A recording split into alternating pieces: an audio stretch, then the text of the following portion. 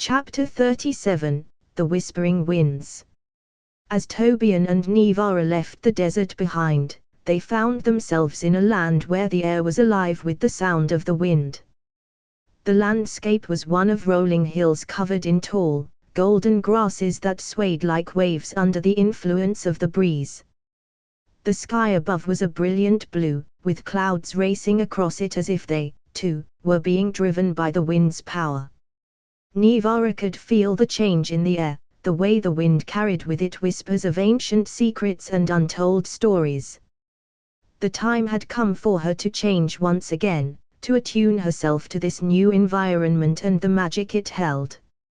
Standing on a hilltop, she closed her eyes and let the wind envelop her, feeling its touch on her skin, its voice in her ears.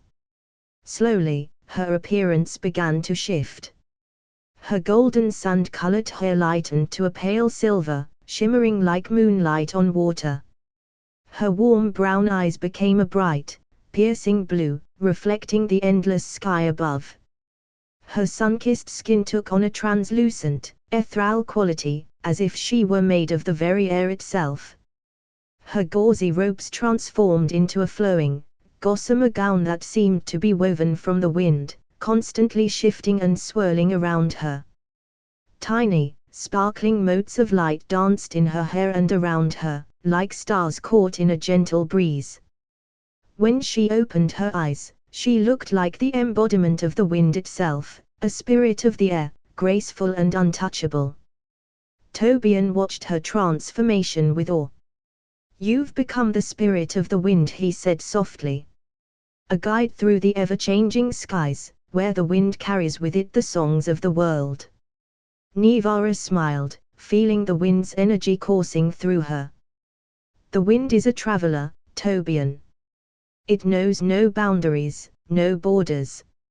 It moves freely across the world, carrying with it the wisdom of the ages and the power of the storm."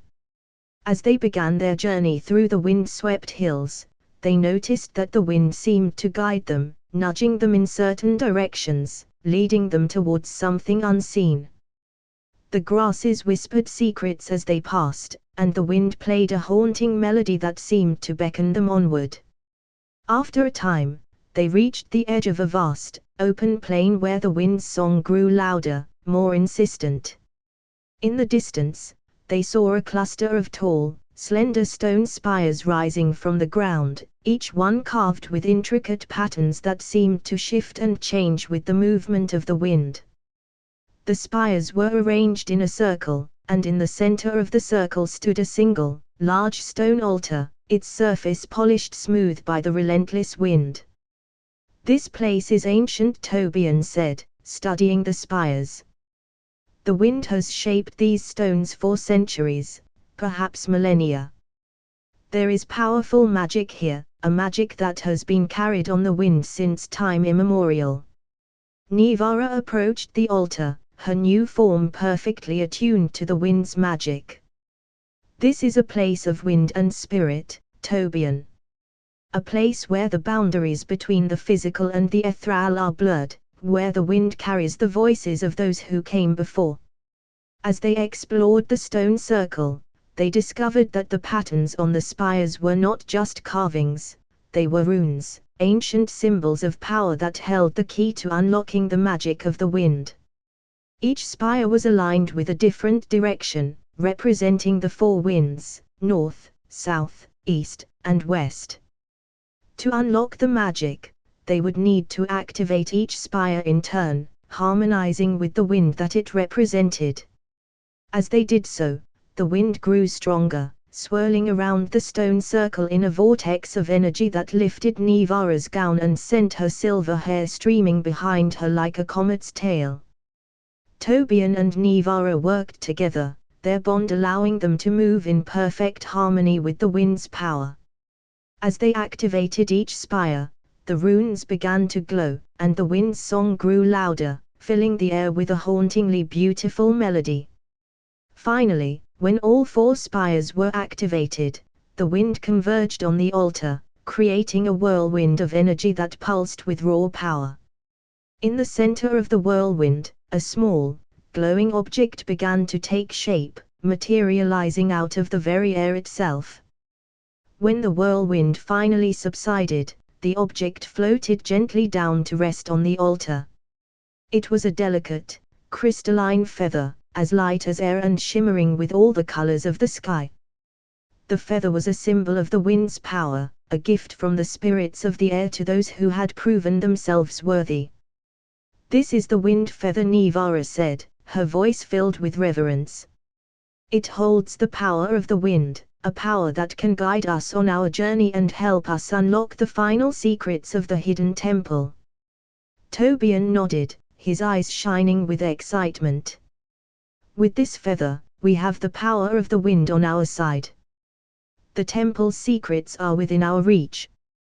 As they prepared to leave the stone circle, the wind around them seemed to whisper its approval, carrying with it a promise of new adventures to come. With the wind feather in hand, they knew their journey was far from over. The hidden temple awaited, and with it, the final pieces of the ancient magic they had been seeking. Together, they set out once more, the wind at their backs, ready to face whatever challenges lay ahead as they continued their quest across the enchanted lands. Chapter 38, The Ember Caverns. As Tobian and Nivara continued their journey, the landscape began to change once more. The gentle hills and whispering winds gave way to rocky terrain, and the air grew warmer with each step. The sky, once a brilliant blue, now held a deep orange hue as the sun set behind distant mountains. The ground beneath them rumbled faintly, and the air carried the scent of sulfur and ash. It was clear they were nearing a place of intense heat and elemental power, a place where fire and earth met in a dance of molten energy. Nivara paused, feeling the shift in the world around her. "The magic here is ancient, Tobian. It's raw and untamed, like the heart of the earth itself." Tobian nodded, his gaze fixed on the path ahead. "We must be near the Ember Caverns, a place where the earth's molten core is close to the surface. The magic here is tied to fire, to creation and destruction." Nivara knew it was time to change once more, to attune herself to the elemental forces of this new environment. She closed her eyes, feeling the heat rise from the ground, the warmth enveloping her like a living thing. Her appearance began to shift, her silver hair darkening to a deep, fiery red streaked with orange and gold. Her piercing blue eyes became a smoldering amber, glowing like embers in a dying fire. Her skin took on a warm, golden hue, and her gossamer gown transformed into a flowing robe of molten lava and obsidian, adorned with patterns that resembled the cracks and fissures of the earth's crust. Her entire being radiated heat, a living embodiment of the fire within the earth. When she opened her eyes, she was the spirit of fire and earth, a force of nature as fierce and powerful as the molten core that lay beneath the ground. Tobian watched her transformation with admiration. "You've become the embodiment of the earth's fire, Nivara. A guardian of the molten depths." Nivara smiled, her amber eyes glowing with an inner light. "The fire is life, Tobian. It is creation and destruction, the force that shapes the world. It is both a tool and a weapon, a force to be respected and feared." As they made their way deeper into the rocky terrain, they saw a fissure in the earth, glowing with the light of molten lava below. The heat was intense, but Nivara's new form allowed her to walk unharmed. She guided Tobian, her presence shielding him from the worst of the heat as they descended into the Ember Caverns. The caverns were a labyrinth of tunnels and chambers, each one filled with pools of molten lava and towering columns of basalt. The walls glowed with the light of the molten rock, casting eerie shadows that danced and flickered in the heat. At the heart of the caverns, they found a massive chamber dominated by a colossal stone altar, its surface etched with ancient runes of fire. Above the altar, a massive crystal hung suspended in the air, glowing with a deep red light that pulsed like a heartbeat. The crystal was the source of the heat, the heart of the Ember Caverns. "This is the heart of the Ember Caverns," Tobian said, his voice filled with awe. "The crystal holds the power of the Earth's fire, a power that can be harnessed to forge new worlds or to destroy them." Nivara approached the altar, her hand reaching out to touch the glowing crystal. The heat was intense, but she felt no pain, only the raw power of the Earth's fire coursing through her. "This crystal is the key to unlocking the next piece of the temple's magic, Tobian. But we must be careful, the power it holds is dangerous, and it must be used wisely." Together, they began to decipher the runes on the altar, their combined knowledge allowing them to unlock the secrets of the crystal. As they worked, the chamber around them grew hotter, the air thick with the scent of molten rock and ash. Finally, the runes glowed with a brilliant light, and the crystal pulsed with energy.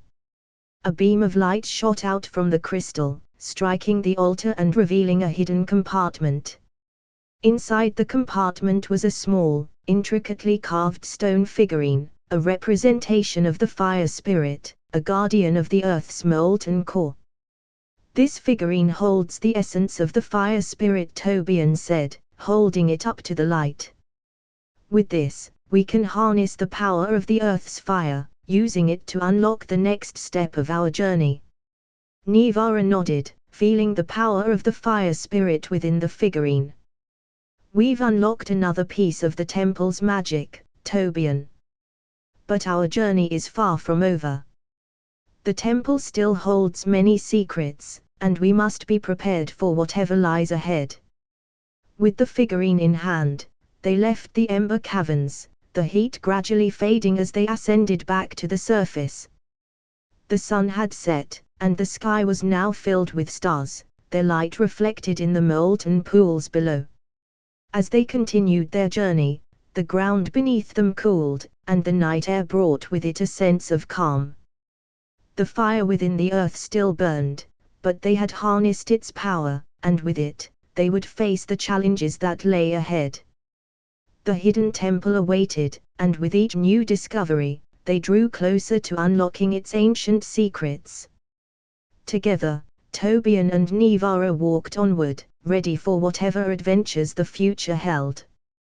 Chapter 39, The Twilight Garden. As the night sky spread its inky darkness above them, Tobian and Nivara ventured further from the Ember Caverns, leaving behind the heat and intensity of the molten earth. The air grew cooler, and the landscape shifted once more, this time becoming lush and verdant, with towering trees that seemed to touch the stars. The leaves glowed faintly in the moonlight, casting an otherworldly light over the path ahead. Nivara paused, sensing the change in the magic around them. "This place is different, Tobian. It's a realm of twilight, where night and day blend together in an eternal dance. The magic here is delicate, subtle, like the whisper of a breeze through the leaves." Tobian nodded, his eyes scanning the mystical forest that surrounded them. "We must be nearing the Twilight Garden, a place where time stands still, and the veil between worlds is thin. The magic here is tied to the transition between light and dark, to the balance of opposites." Nivara knew that it was time for her to transform once more, to attune herself to the unique energies of this enchanted place. Closing her eyes, she let the magic of the Twilight Garden wash over her, feeling its gentle pull as it guided her transformation. Her fiery red hair began to fade, taking on a deep, velvety purple hue, like the sky just before dawn. Her eyes, once blazing amber, now glowed with a soft, silvery light, reflecting the glow of the moon above. Her skin became pale, almost translucent, with a faint shimmer that seemed to catch the starlight. Her flowing robe transformed into a gown of deep indigo, adorned with patterns that mimicked the constellations in the night sky. She had become the spirit of twilight, a being of mystery and balance, embodying the delicate harmony between light and dark. Tobian watched her transformation with a sense of awe. "You've become a creature of the twilight, Nivara. A guardian of the threshold between night and day." Nivara smiled softly, her silvery eyes twinkling like stars. "The twilight is a time of magic, Tobian. It's a moment when anything is possible, when the world holds its breath in anticipation of what's to come."